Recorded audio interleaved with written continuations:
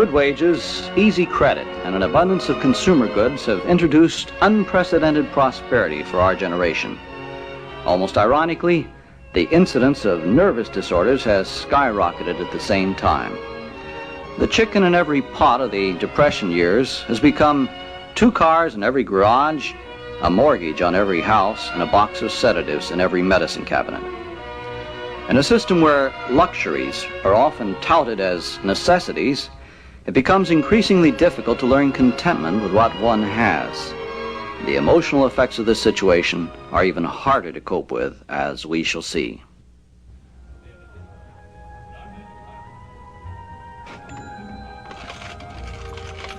Hello, Dave. You doing the grocery buying today? Well, hi, Patricia. Old Debbie and I are just picking up a few things. Right now, she's after a sale on cake mixes. I see. You know, I was doing the same thing for my aunt. You know my Aunt Eleanor, don't you? No, I'm not sure I do. Sure you do. You know, Eleanor Aldrich. The Eleanor Aldrich of Farragut Circle. Well, I think I may have heard of her, but I... Quick! The eggs are Deb, sticking out of what? my arm! Help! Whew, hey, that was close. Oh, thank goodness. What kept you so long? You were only supposed to pick up a few things, and it looks like you bought out the store. Oh, Dave, I just saw this special sale, and I...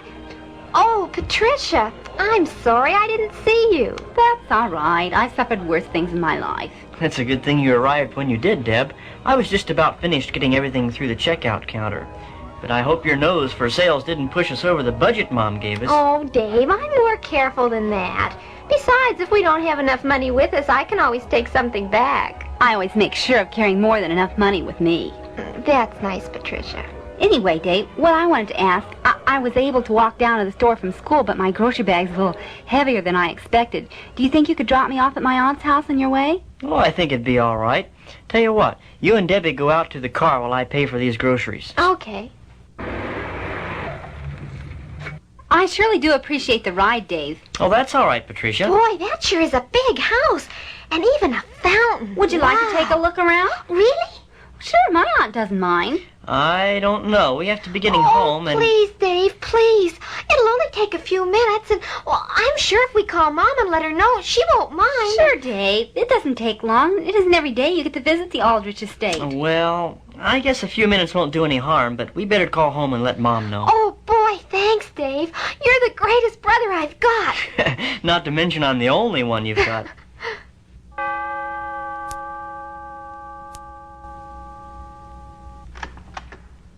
Miss Patricia, good afternoon. David and Debbie Summers, this is my aunt's butler, James Christopher. We all call him Christopher, though, instead of James, since everybody else's butlers are named James. Quite so, Miss Patricia. Permit me to say I'm pleased to meet you, Master David and Miss Deborah. Oh, no, Mr. Christopher. I'm just Debbie. Quite so, Miss Debbie. And Miss Patricia... Excuse me, Christopher. Do you think Aunt Eleanor would mind terribly if I showed my 2 friends around the house? I think not, although Mrs. Aldrich is temporarily indisposed at present. Do you think she'll be able to meet them later on? I shall inform her that you're here with companions. I'm sure she'll come down if she's able. Thanks, Christopher. Come on, Dave and Deb. Wait till you see the library. Wow, Dave, wasn't that something? A garden right in the house. It's not really a garden, Deb. It's only a hothouse attached to the main house. But still, it was so full of flowers and everything. How do you do, Patricia? Auntie. Christopher told me that you were taking some friends about the house. That's right. Let me present David and Debbie Summers. David and Debbie, this is my aunt, Mrs. Eleanor Aldrich. Pleased to meet you, Glad Mrs. to meet Aldrich. you, Mrs. Aldrich. I'm sure. And have you enjoyed your tour? Sometimes I would think the place is a museum, the way Patricia likes to show it off. You don't mind, really, do you, Auntie? Oh, certainly not. If traipsing around 50 or 60 rooms can amuse your friends, why should I object? After all, it's not everybody who can live in his own mausoleum. But your place is just fabulous, Mrs. Aldrich. I've never seen anything like it. Well, I guess you haven't seen much, young lady. Oh, it sure must be wonderful to have a house like this. Young lady, if you only...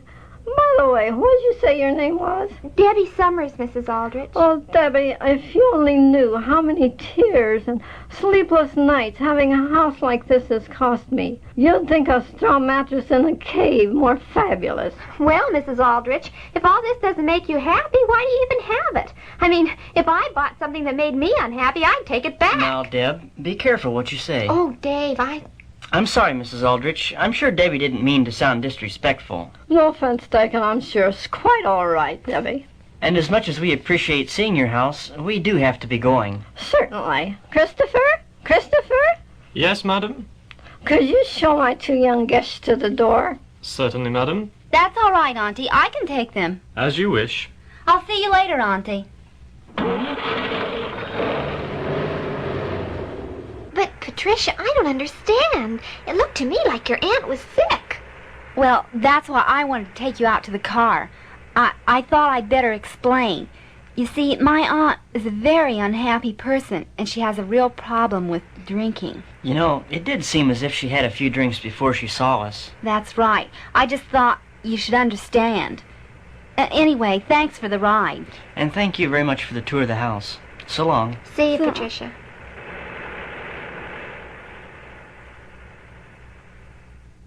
Hi, Mom. Hello, children. Well, here are the groceries, Mom. We got everything but the lettuce. Yeah, everything they had looked so wilted. Anyway, I'm sorry we're late. Oh, that's all right, David. I appreciate your phoning to tell me. Did you enjoy your tour of Mrs. Aldrich's house? Well, I'll let Debbie tell you all about it. She's the one who really went for it. Maybe she can do it while she helps me put up the groceries. Sure, Mom. Well, you know, I thought it was swell up until I talked to Mrs. Aldrich. She sure didn't sound like a very happy person at all. That's for sure. Patricia says she even has a problem with drinking. Well, that happens sometimes, Debbie, when people are unhappy. Drinking dulls their senses so they don't feel it so much. But, Mom... Say, could you two excuse me for a while? I think I'll hit my homework right away tonight. Okay, David. Supper will be ready at 6. Now, what were you saying, Debbie? Well, Mom, what I don't understand is, if you've got everything, why can't you be happy? Well, Debbie, it's not always the having or the not having that makes people happy. What does, then? It's the being content with what one has. I read that just the other day in the Bible. Really? What did it say? Well, let me see. I think it was in Philippians. Wait a minute. Let me look it up. Okay. Here it is, Philippians chapter 4. You read that, Debbie. All right. It says, "Not that I am speaking with regard to being in want, for I have learned, in whatever circumstances I am, to be self-sufficient. In everything and in all circumstances, I have learned the secret of both how to be full and how to hunger, how to have an abundance and how to suffer want." Now, what do you see there about being happy if you have everything? Well, let's see. It says, "I have learned how to have an abundance and suffer want." I guess that being content, well, is a matter of being satisfied with what you have. But, Mom, if you're satisfied with what you have and it's no good, well, then you'd never try to get anything better. Now, that's not what it says, Debbie. It says, "I have learned how to have an abundance and how to suffer want." Don't you think the writer was showing two different situations that he'd been in? Well, yes, but, Mom, how's that going to help Mrs. Aldrich? She's got everything she wants. Well, Debbie, I really don't know what Mrs. Aldrich's problem may be. Maybe she hasn't learned to be content with an abundance. Or it could be something else altogether. One thing for sure, I don't think she's very happy in that house. Maybe she ought to adjust to that.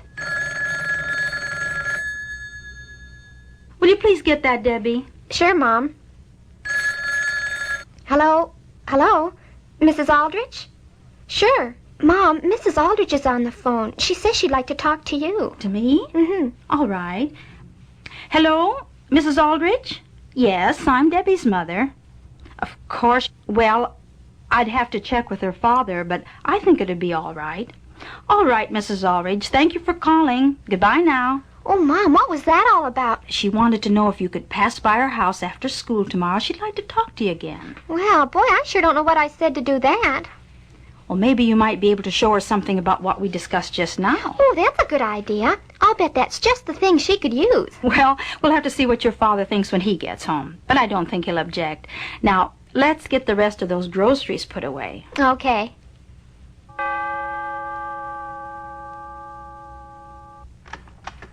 Ah, Miss Deborah.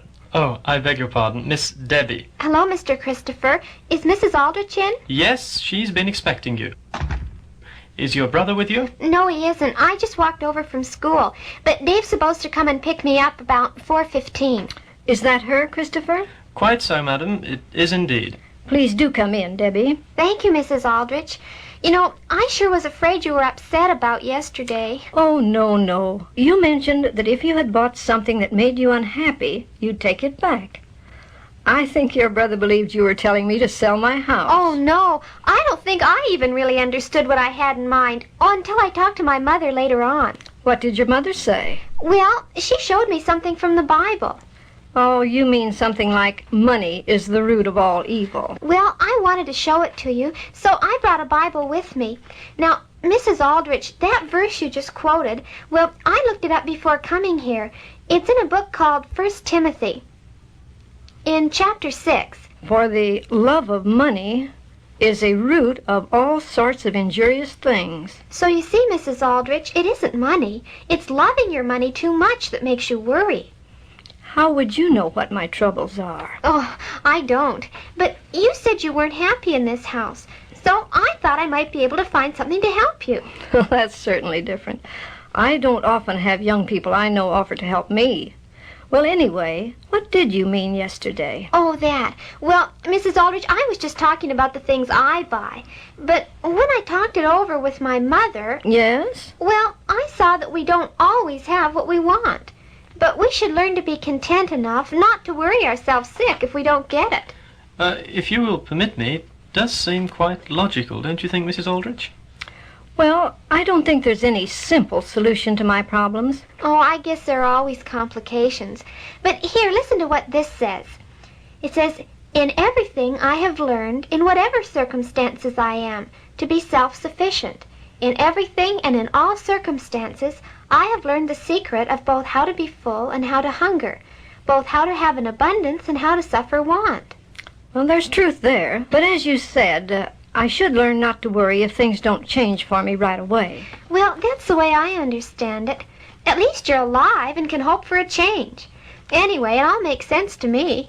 Yes, Debbie, I think it does make sense. It's just that I'm not sure I could really accomplish that. Well, Mrs. Aldrich, my grandfather always told me, whenever I'd say I couldn't do something he wanted me to, he'd say, "You can't find out until you try." You've got a very wise head. But I didn't call you here just for that. Christopher? Quite so, madam. If you like, shall I have tea and biscuits served in the sunroom? You do have time, don't you? Oh, I think so. Thank you. No, Debbie. Let me be the one to say thank you. A mere lover of silver will not be satisfied with silver, neither any lover of wealth with income. The truth of that statement from the Bible book of Ecclesiastes helps underscore the wisdom of being content with what one has. The program, All Scripture is Beneficial, is produced by the Watchtower Society and presented by Jehovah's Witnesses.